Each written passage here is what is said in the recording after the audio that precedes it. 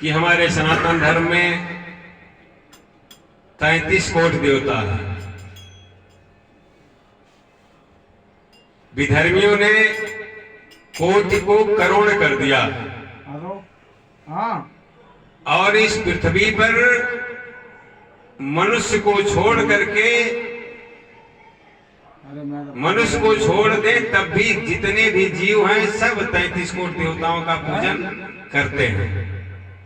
चाहे वह हिंदू हो, चाहे मुसलमान हो, चाहे ईसाई हो, चाहे सिख हो, अदर कोई भी जो पृथ्वी पर जीव है वह बिना 33 कोटि देवताओं का आश्रय लिए जीवन यापन ही नहीं कर सकता। 33 कोटि का मतलब होता है 33 कोटि का मतलब 33 प्रकार के देवता।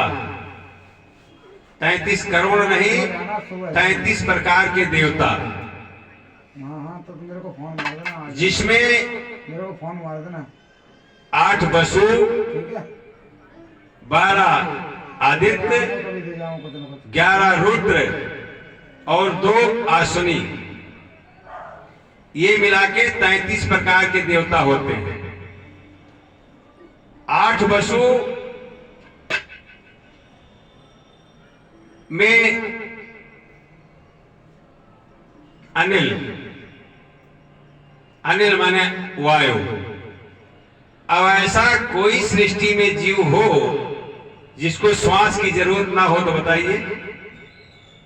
श्वास सबको लेना है, हवा का उपयोग सबको करना है। चाहे वह हिंदू हो, चाहे मुसलमान हो, चाहे जीव जंतु हो, कीड़ा मकोड़ा हो, सब श्वास लेते हैं। बिना वायु के जीवन यापन ही नहीं हो सकता। फर्क यह है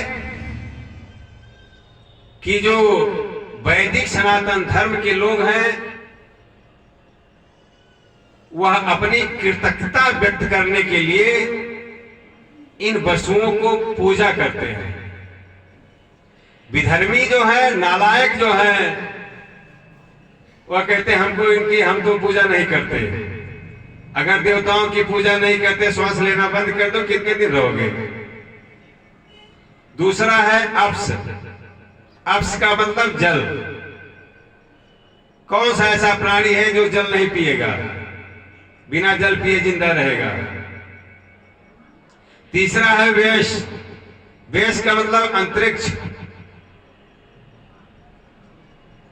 अंतरिक्ष से हमें शब्द की प्राप्ति होती है। अगर अंतरिक्ष ना हो तो सुन नहीं सकते। चौथा है धरा। कौन ऐसा जीव है, पेड़ पौधे हैं जो पृथ्वी पर नहीं है, ऊपर लटके हैं।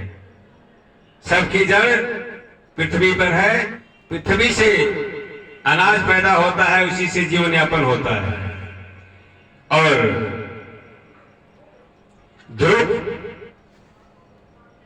इनको भी वसु में लिया गया। ध्रुव महाराज ने तप किया। उसके बाद अनल, अग्नि।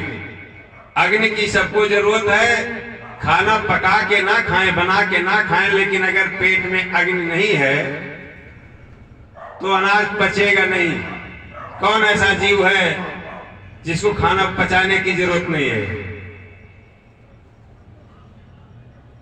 और प्रभाव। प्रभाव का मतलब सूर्य उदय। पूरी सृष्टि में सूर्य का उदय होता है, तभी सृष्टि का संचार होता है, अनाज पैदा होता है, जीव को ऊर्जा मिलता है।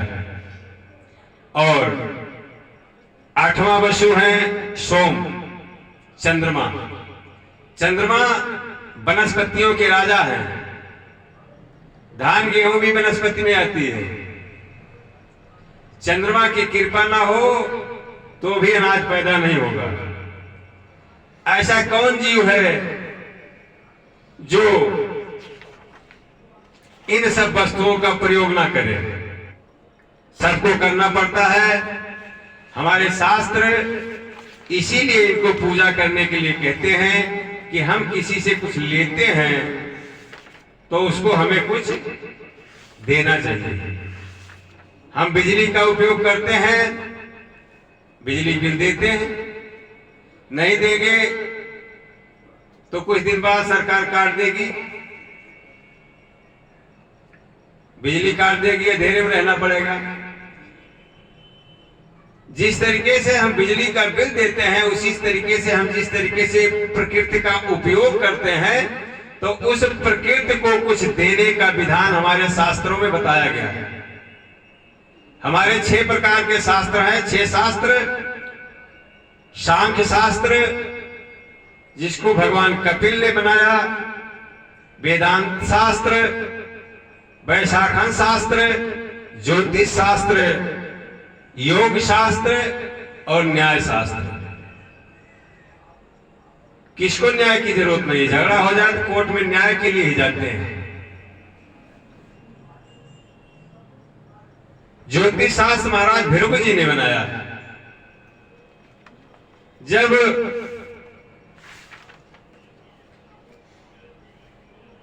भृगु जी देवों की परीक्षा लेने के लिए गए, तो शंकर जी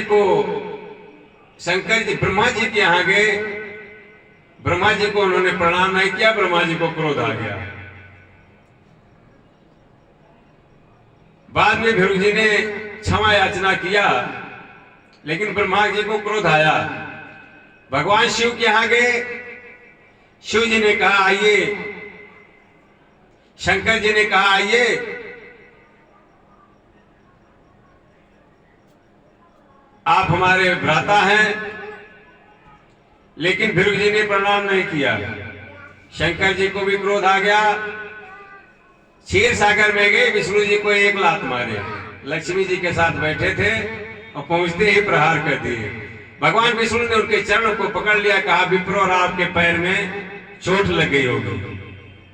लक्ष्मी जी नाराज हो गई। लक्ष्मी जी ने कहा मैं ब्राह्मणों को श्राप दे देती हूं कि तुम दरिद्र रहोगे। भृगु जी ने कहा मैं ऐसे शास्त्र का निर्माण करूंगा कि जो मेरे बनाए हुए शास्त्र को पढ़ेगा उसके चरणों में तुम्हें रहना पड़ेगा। और भृगु जी ने ज्योतिष शास्त्र बनाया। हाथ देखने वाले छोटे मोटे पंडा आ जाए तो वो भी कुछ न कुछ ले जाते हैं।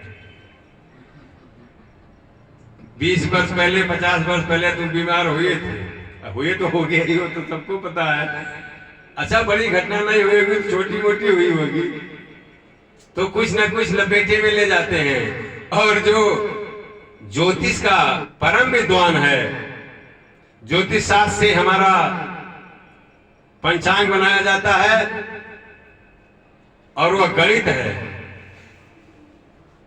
1 साल पहले अभी मार्केट में पत्र आ गया और उसमें लिखा है कि चंद्र ग्रहण कब लगेगा, सूर्य ग्रहण कब लगेगा, उसी समय में लगता है।